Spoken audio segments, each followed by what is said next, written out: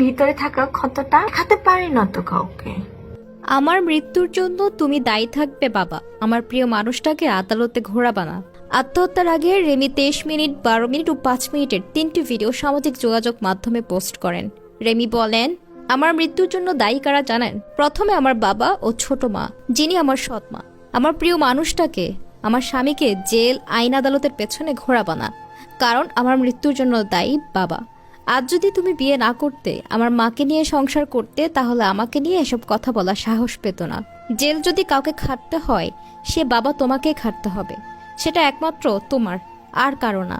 আমার হাজবেন্ডকে বলছি, তোমার নামে যদি কেউ এলিগেশন দেয় যে তোমার মানসিক টর্চারে আমি মারা গেছি, তুমি তার নামে মামলা দিবা, ওর নামে দিবা মামলা, কারণ আমার বাবা মা ভালো হইলে কেউ সাহস পাইতো?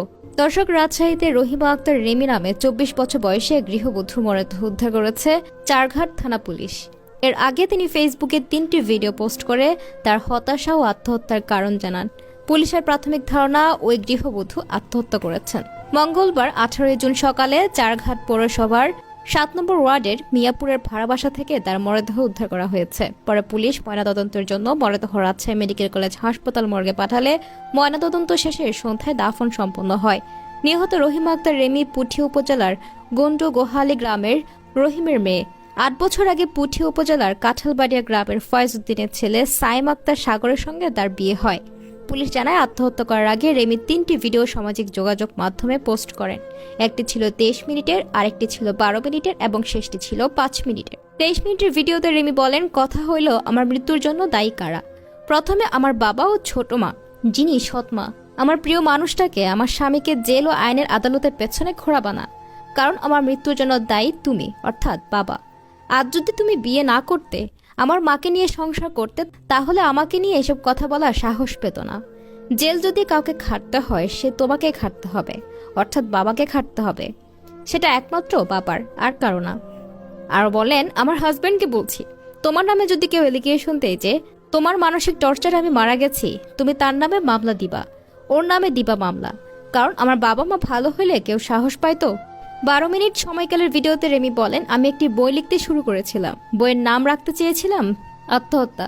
বই লেখা শেষ না করতে আমি নিজে আত্মহত্যা হয়ে গেলাম।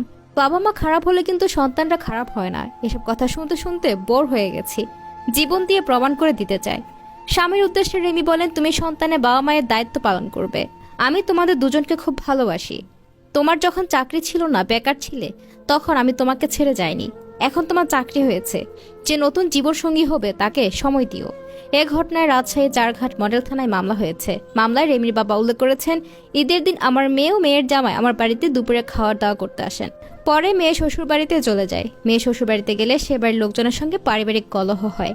পারিবারিক কলহ হলে ওই রাতে আমার মেয়ে ও জামাই চারঘাট পৌরসভার মিয়াপুরের ভাড়া বাসায় চলে যায়।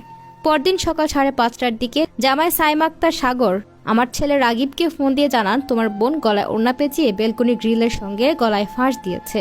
পরে জামাই মেয়েকে চারঘাট উপজেলা স্বাস্থ্য কমপ্লেক্সে নিলে চিকিৎসক মৃত ঘোষণা করে। চারঘাট থানার ভারপ্রাপ্ত কর্মকর্তা সিদ্দিকুর রহমান বলেন, রহিমা আক্তারের বাবার সঙ্গে তার মায়ের ডিভোর্স হলে বাবা নতুন করে বিবাহ বন্ধনে আবদ্ধ হয়। এতে একা হয়ে পড়েন রহিমা আক্তার রেমি। এই নিয়ে কটু কথা শুনতে শুনতে তিনি বিষণ্ণতায় ভুগছিলেন।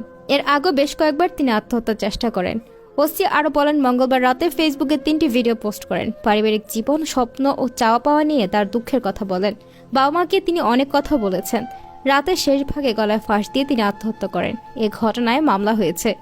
সাইম আক্তার সাগর চাকরির সুবাদে রাজশাহী জেলার চারঘাট বাজারের কাছে ফকির মিলিটারি মোড়ে আলী আজমের বাড়িতে ভাড়া থাকতেন। সেখানে তাদের বেডরুমের বেলকনির সঙ্গে ওড়না পেঁচিয়ে গলায় ফাঁস দেন রেমি।